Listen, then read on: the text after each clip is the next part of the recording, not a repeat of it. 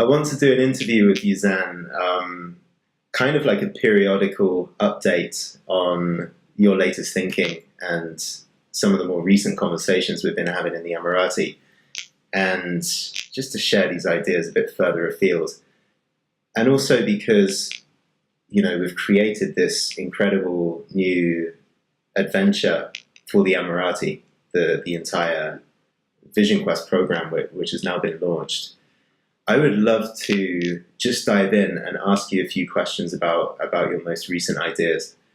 And the first thing is a topic that you talked about quite a bit in your book. In fact, it provides the structure of your book, but you seem to be talking about it more and more these days.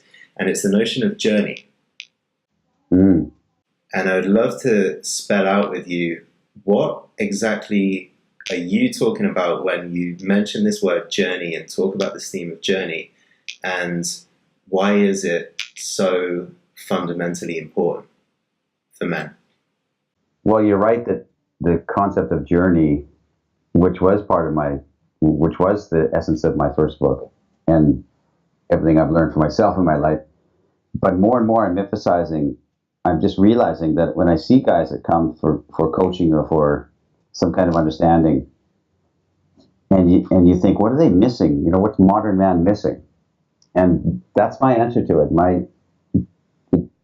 All of my understanding and all of my travels and all of my talking to men, and I think that we're missing the essence of journey in our hearts. In other words, we have such comfortable lives, we go through the motions, we go through our safe path, and we've never embarked on a journey, I guess you could say. Even the people that say, "Oh, I backpacked across Europe," it's still from backpacking from ATM to ATM. So the concept of journey, and there's the hero's journey that everybody knows about, which a lot of movies and stuff follow that concept. But to me, it's more like the journey from order to chaos. If a man cannot leave his safe zone, the order he's in, and move into chaos, if he will not do that 40 days and 40 nights in the wilderness, he can never be attractive. That's completely what I think. You said, you said journey is the thing that is missing in the spirit and the hearts of the men that you meet live, that come do coaching or some kind of training with you. What does that actually look like and feel like? Like, if we're to compare, a man who has clearly been shaped by a life of journey and adventure with a man who hasn't, what does that look like? What does that feel like? Can we kind of flesh it out so it becomes... Well, when you face your own personal fears and tested yourself to see what you're made of by going beyond your comfort zone, and really, really try to understand your path through life instead of what was spoon-fed to you, and try and find the mystery that is attractive to you, there's something that shifts in your energy, in your body, and your eyes, everything. Everything is about you has a different sense of gravity. And people can feel it. They can feel that there's some kind of wisdom that's gained. And without that wisdom, without that kind of sense of knowing that you have at least tried something in life, at least you got what it takes to at least do that. If you can't go into that darkness and come back, which is the classical hero's journey. Yeah. The classical hero's journey by Joseph Campbell is you leave the village and you go into the wilderness and you battle impossible odds. You climb mountains, you go through deep forests, you slay monsters, and you come back with that wisdom and the stories and the treasure to hand to the village.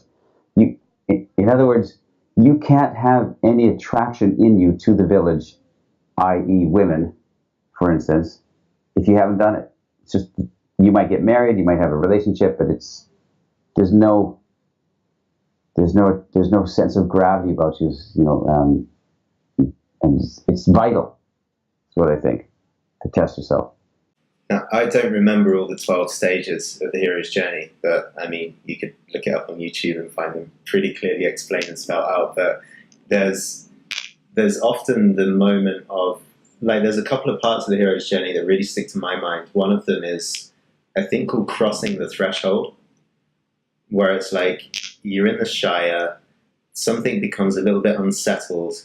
You hear that there are treasures to be sought in some faraway land, and you even meet a mentor, some kind of wild man, someone who has gone on his own journey and come back, kind of comes back to the Shire and tells you a few stories and actually shows you the glimmers of a reality a bit further beyond what you've seen before. Right. And there's that moment called crossing the threshold, which is, okay, your heart has actually left the Shire now.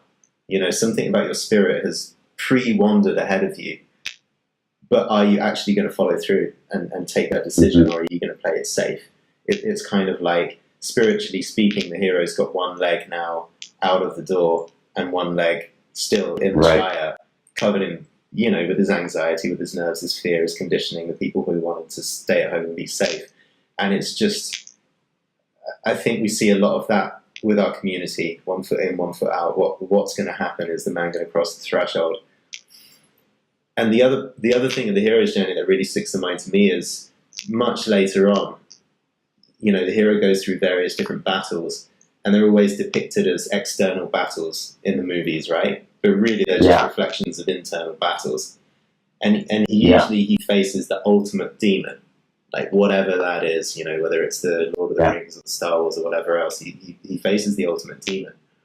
And it's, the one encounter with his absolute deepest fear, like the darkest part of his psyche that he needs to explore before he can return home a champion or a leader. Yeah, absolutely. It's That's what's missing. It's what's missing from the heart of men. And then they wondered why, I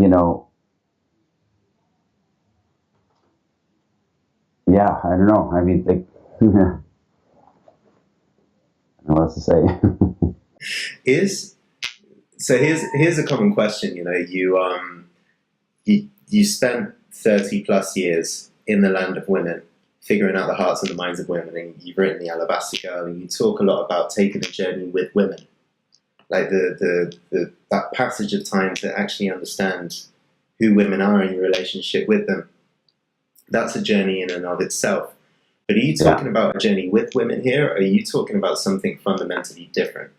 No, I'm talking solo, without support. That's what I'm talking about.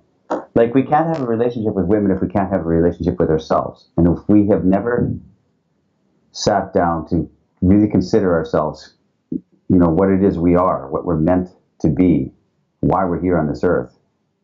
If we haven't asked these big questions to ourselves in a very meaningful way and in a soul-searching way, then how can we be, I'm just saying it, how can we have a relationship with others if we can't have a relationship with ourselves? We can't.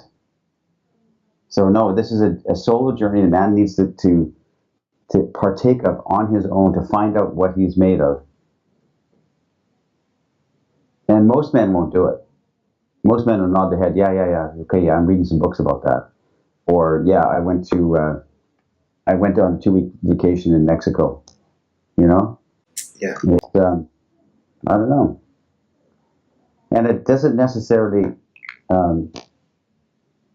well, I guess it does. Because I'm wondering, does it actually involve physical journey? And I think it does, because if you stay in the place where you are, with the people around you that are around you, and the circumstances that surround you, and the job that, is around you, and the parents that beat you up every day, and call you small, and, you go to your community and your church that is, you've got to erase everything or move away from all those influences so you can stand alone and see what you're made of. Have you got any peak experience of journey or moment of trial and solitude that you've been through that most kind of changed the course of your development in life, or most gave you, I don't know, that sense of vibration, or something darker or something different? Yeah, I had some very deep, profound experiences a couple times in my life. Once in South Africa, once in Nicaragua, and yeah, that moments in life where I was out of my comfort zone completely and explored something and tried to understand something about myself and learn something about myself. And in South Africa, I was introduced to a Peruvian shaman there who introduced me to the healing plant ayahuasca. And that was years ago, before anybody had ever heard of it. I'd never heard of it, never heard the word. And I didn't know anybody who ever heard of it. And so I was really nervous. But it was a one-time thing for me, and it healed a lot of my heart. And I sat alone. And I also on that African journey, I really sat alone in solitude and looked at the sea and tried to understand myself. And then in Nicaragua, same thing. I spent months in the jungle of Nicaragua, sitting by myself, staring out at the sea again, and thinking and walking along the waves and just trying to understand something about me. And there's certainly part of my Alabaster Girl book that would not have been there if I didn't do the Nicaragua experience. It had a sense of sadness and darkness and profound deepness that wouldn't have been in the book. It would have been a lighter book in some way. I don't know how but I can sense that. I'd love to understand how that actually happened. So I asked you I said a couple of minutes ago about the crossing the threshold, that moment where we take a leap, and then there's the notion of facing our demons and facing our fears. How did you have, how did those transformations actually unfold? Because as you said, it is easy nowadays to go to a place like South Africa or Nicaragua, or even stay in a bunch of hostels, drink with people from basically your hometown back in Canada, back in the UK or wherever, and not be transformed very much. So I'm curious, what were the catalysts for kind of changing your whole perspective on the world? Well, a lot of people go into travel and into experiences similar to that I did, into solitude, but their mind isn't prepared for it. They're not thinking, they're not seeking something. They're just like, oh wow, I went through that experience, and they come out and they're still their same personality. In other words, if your mind is not prepared and you're not a seeker, then you just have experiences. And how many people do you know, Jordan, that traveled extensively, and yet they have the same narrow mindset as if they never had? They didn't see the countries they were in. They just, they went to the tourist thing. They complained about the food. They complained about the prices, and they come back home, and it's like it's like that trip didn't exist for them. Did not happen. It didn't alter their. It didn't gain them some insight into life, into the world, into anything. And they're the same person that come home and they're just whining about the same thing. And so, first of all, your mind has to be in a prepared state, and then you have to be really wanting to know something about yourself. And then opportunities like what I had will materialize. I didn't go to South Africa to try and do an ayahuasca ceremony. It came out of the blue. And I didn't expect to have. I went to Nicaragua to finish writing my book. I didn't know I went there to sit in my own smell, trying to understand myself. So what was it about your mindset that was right on both of those occasions? Well, I'd had enough with the path, my misaligned path that I was on. And I said, I quit my corporate job and went into nothing right around that same time as Africa. And so my mind was already prepared. I said, I can't do this anymore. I can't stay in the shackles of this golden cage. You know, I've got everything that society says you should want, and I'm not fulfilled. I'm not happy. I don't feel like I'm moving towards anything divine or transcendent. I am not on a journey. Right. And so something in my heart had to go and discover that journey. I had to go, no matter what the cost. Yeah. So my mind was prepared in that I realized that, wow, I don't want to do another year, another 10 years of society's treadmill. I'm a pirate at heart, you know. I have to go see something. I have to go find treasure, or not. At least I have to dig somewhere. If I don't find treasure, at least I was digging. You know. So that's you have to have that. You have to want it so bad that you want it more than anything else. It has to be. I tell guys, they say, "Oh, I want transformation." No, you don't, because you like to read about it. You like to Facebook update about it. You like to talk about it and go on forums and write about it and write blog posts about it. But if you really want transformation, it's going to take everything you've got and more. Everything you've got and more than that. That's how much of it is at stake. That's how much you have to want it.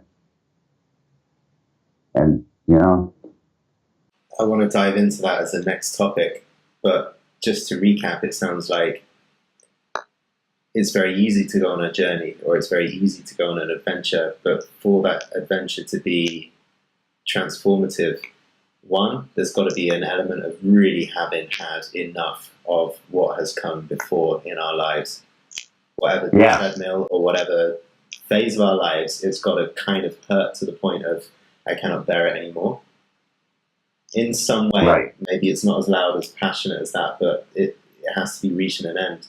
And it sounds like not only is, it's not just sincerity that we need to unlock the next stage of our own life, or the next stage of our understanding, but it's an absolute will and a passion and determination.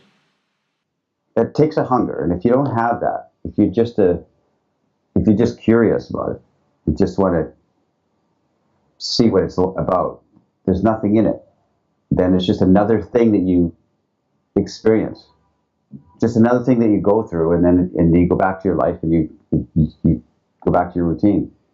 You have to have a real burning desire to transform out of what you're in. I don't know how to say it. You have to have it, or it's just another experience that it's okay. How was that when you went to South America? Well, it's okay. Yeah, yeah. There's nothing there. There's nothing. You bring nothing back from. There's not a hero's journey, because you have nothing. You don't bring anything back. Hero's journey, you have to find something to bring back, to share with others, so that they go, "Hey, I want that too." So if you don't have that, then you wasted your time, you wasted your money, you wasted your trip, you wasted everybody's time. And it's forgotten about in 2 weeks, and you're sat there. By everybody. You didn't impact anybody, not even yourself. You can tell people, "Oh, I was in South Africa and I did blah, blah, blah," but it didn't impact anybody. It was forgotten. This is so harsh, it's painful to imagine. Yeah. I went on a year-long trip around the world, and when I got back, my entire hero's journey has not impacted anybody, not even me. Yeah, exactly. I'm coming back with nothing. I'm still complaining about the food. But now I'm back in America or whatever. So this I'm still... Yeah. Go ahead. I would just say there's no self-reflection. There's just moving from one town to the other, one plane to the other, one bus to the other, doing some snorkeling, or whatever you do. If there's no self-reflection in it, and wondering and and amazement that you're snorkeling in this place when you come from Cincinnati or something. If you don't have that sense of wonderment, you receive nothing to return with.